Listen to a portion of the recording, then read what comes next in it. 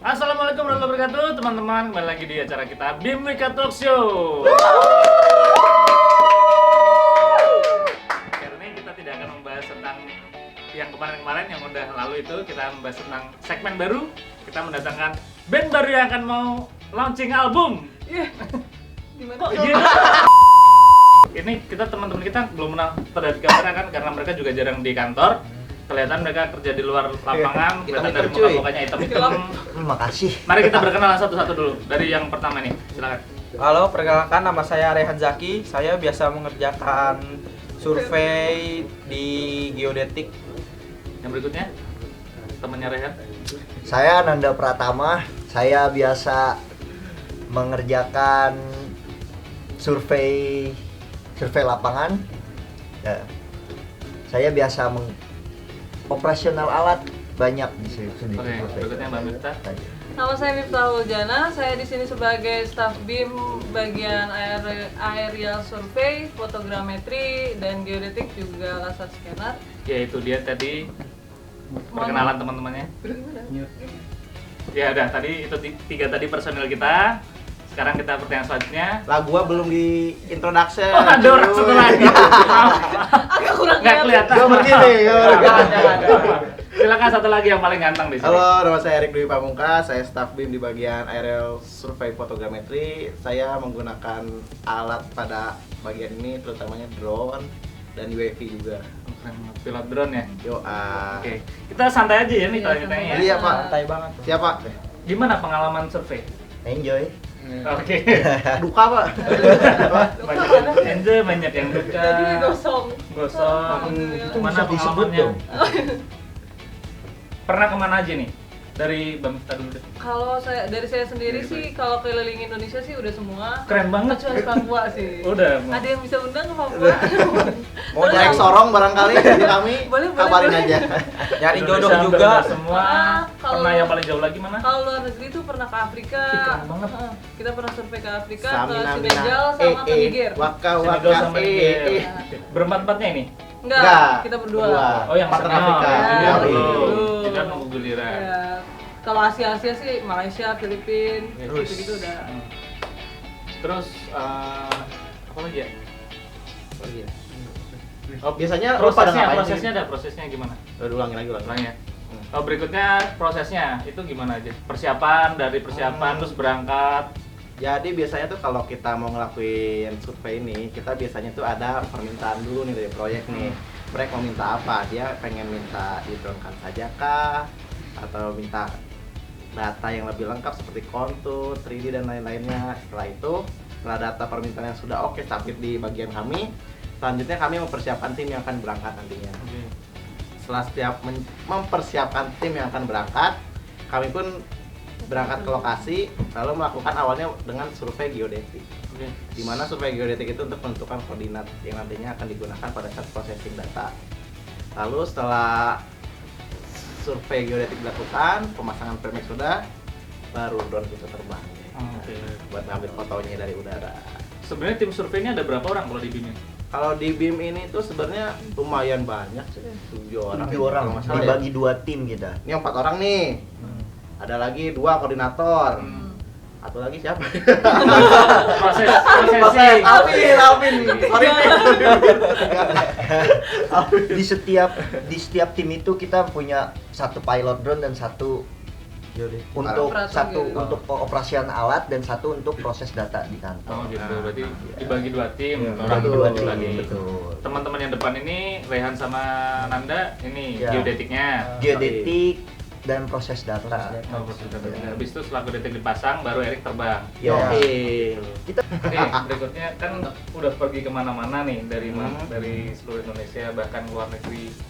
Ada cerita spesifik unik gak sih di suatu tempat itu yang kenangan nih bakal terkenang seumur hidup nih? Banyak. Dari Nanda dulu. Nanda Rehan. Berak. Sejam di bandara. Setiap live dan turun bandara tuh dia pasti ke toilet sejam. Cocok sama makanannya, apa? Enggak. Jadi waktu itu posisi Waktu itu nangis, yang itu yang hangat rumah. Nangis. Gara-gara nggak pernah. enggak ada taruh. Itu banyak tuh.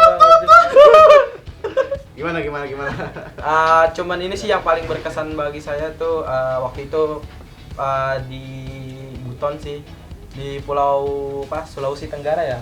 Gitu. Ya di Pulau Buton. Jadi posisi kita baru turun dari pesawat, terus habis itu kita makan coto kalau nggak salah ya. Iya, Coto. Terus habis itu setelah makan perjalanan naik mobil 2 jam ke daerah lokasi, dan itu jalanan itu bisa dibilang ya pedalaman, jadi nggak rata gitu, dan perut itu kekocok gitu kan. Gitu, lagi dengan kapasitas yang besar. Udah full lah ya, abis makan coto kan, dihajar coto, terus dikasih jalanan yang kayak gitu kan, jadi kayak perut kocok. 2 jam itu 1 jam setengah kayak udah mau kalah aja gitu, rasanya kayak aduh udah nggak kuat gitu kan, udah mau muntah. Tapi ya untung 2 jamnya nyampe, tapi paling pas sampai sana nggak keluar dari mulut. Keluar dari yang lain. Keluar dari yang lain, itu aja sih yang paling. Makanya besok-besok makan coto jangan sama piringnya. Kalau aku sih waktu di Timur Leste itu kan, Diulang lagi. dari bahasanya tuh mereka kan kurang bisa bahasa Indonesia, kecuali yang tua-tua dari 17 ke bawah itu sudah diajarin bahasa Portugis dari kecil. Dan kita susah jadi berkomunikasi. Mau nggak mau kita mengikuti gaya bahasanya dia dan bahasa yang dia pakai gitu. Kita belajar dari orang setempat. Apa Amedome apa Bontarde. Bontarde. Coba contohnya satu Contoh kata. Bontarde. Kayak greetingnya gitu kan. Bontarde. Bontarde dengan logatnya itu Bontarde. Bentar. Itu artinya apa Bontarde? Artinya selamat Selamat pagi. Tapi Selamat itu pagi. disebutin di semua waktu karena mereka katanya sih nggak tahu waktu kapanpun disebutnya. Bontarde. Bontarde. Oke. Tapi yang saya suka tuh dari di sana itu orangnya sopan-sopan. Setiap kita jalan kita ditegur Bontarde, jalan ditegur Bontarde sampai kita capek banget. Itu pengalaman. Keren. Lucu banget. Ya, Berikutnya dari Erik. Kalau Kalau saya bisa sih- beda lokasi ya. Iya, pengalaman. Kalau yang di Opus sih tadi udah, soalnya bareng sama dia. Terus yang paling unik sih kita waktu di Niamey ya, di Niger ya. Udah Niger. Kita di bandara ketahan sama abseknya sana. Oke. Karena kita dibawa drone itu kan, drone-nya gede loh. Kita bawa yang Inspire 2. Dikiranya kita bawa alat militer. Dimana pada saat kita ditanyain dokumen yang kita bawa tuh ternyata nggak pakai bahasa Prancis, pakai bahasa Inggris. Dan orang sana nggak terima karena dia sampai bilang pokoknya dia bilang tuh di sini tuh pakai France, nggak pakai Inggris tuh. No speak. Oh, bahasa nasional bahasa Perancis. Prancis. Dia nggak terima dokumen kami nggak di ACC, terus kita nggak boleh keluar dari bandara, barang kita mau disita, terus orang yang ngurus visanya pun entah kemana. Ini gimana? Tapi ujung-ujungnya si translator kami nelfon itunya kayak ajudannya presiden atau siapa datang, baru di situ kita bisa ngomong. Kalau kebetulan di sana ngerjain istana presiden. Betul, ya? istana presiden Niger. Dari Mbak Mifta gimana? Kalau dari aku sih kayak bukan pengalaman unik sih ya, tapi kayak lebih persaudaraan atau kayak perhatian gitu ya. Di Apa lokasi ya? mana nih? Di lokasi bawah Jogja. Itu tuh kan Sama yang duda itu ya. Oh, yang mana nih? Yang mana nih? enggak kan Siapa saya namanya? sama Rehan tuh dipisah tim. Tapi tetap semuanya cowok semua, saya perempuan sendiri. Dan hari pertama datang itu saya sakit, demam, meriang, muntah, semuanya kan. Tapi pas waktu setiap pemasangan alat atau mobile tempat kan nggak akan boleh, kita tuh nggak istirahat karena dikejar-kejar tender kan. Nah sama satu orang yang nungguin itu, satu orang yang nganterin terus itu tuh setiap kali selesai masang alat, setiap kali apa, dia tuh bawa bed cover di belakang dan bed covernya itu dipindahin ke depan. Nanti Mbak tidur Mbak, silakan tidur Mbak, istirahat dulu. Udah kayak ratu. Terus dibeliin makan apa, beli makan apa. Gua enggak ya? gua di Jogja banget kagak digituin, guys. Kamu harus sakit dulu berarti. Ya, jadi Aduh, aing Dikasih mah. juga. Beli kayak juga ya. Aing mah padahal satu berangkatnya bareng kan. Beda tim. jadi selama 2 minggu itu, seminggu sakit itu selalu digituin di setiap lokasi di situ tuh, karena pindahkan 3 lokasi tuh pindah, tapi sakit terus tuh selama seminggu itu tuh sama 3 tempat. Tapi di treatnya luar biasa, jadi kayak lapangan tuh mengajarkan dan memberikan kita tuh persaudaraan dan kasih sayang. Luar biasa sih. Itu untuk Itulah. bawanya bed cover ya. bukan bathtub. Airnya dari mana tapi? Iya, makanya. Itulah salah satu enaknya dari keluarga Wika tuh. Nah Oke. itulah enaknya dari Oke. orang Wika ya, keluarga Wika ini, walaupun Keluarganya. kita nggak kenal siapa dia, terus tiba-tiba pas ketemu di sana, kayaknya juara sih yang orang-orang Wika ini, persaudaraannya The best. the best. Thank Kenyang you lah. banget buat orang proyek yang udah nyambut kami di proyek. Terima kasih Terima banyak. kasih. Terima kasih. Udah support kami. Thank you so much. Berikutnya harapan kali ya, harapan kedepannya gimana, pengen survei kemana atau pengen survei proyek apa gitu, silakan dari Mbak Mifta dulu kan ya. Harapan kedepannya sih semoga survei BIM Wika ini makin berkembang, Amin. kualitas datanya makin luar biasa, Amin. makin bisa dipakai detail gitu kualitas datanya. Habis itu bisa ke luar negeri yang lebih jauh. Iya, Zanzibar. Papua juga boleh. Biar lengkap Sebenarnya, gitu. iya, biar lengkap gitu cerita di Indonesia ini. Pokoknya yang terpenting sih sebenarnya kualitas data dan performanya sih yang makin luar biasa. Yep. Oke, dari Erik. Kalau dari saya sendiri sih untuk di survei ini ya, pengennya tuh kayak ada teknologi baru. Kayak kami kan di sini belum punya lidar. Terus batimetri nih, kayaknya menarik juga nih batimetri. Iya. Terus ya lebih ke akurasi. Kita sekarang udah mulai cobanya bukan kuantiti doang, udah ke akurasi sekarang ya, ke quality. Terus pengennya ya kita terlibat di beberapa proyek strategi nasional dan kita kayak gimana ya? Kayak diutamain lah BIM-nya tuh, terutama di surveinya, dan dipakai oleh mungkin Kementerian PU. Kita boleh. ya mau pakai kami monggo, boleh. Dari Nanda. Dari aku apa ya?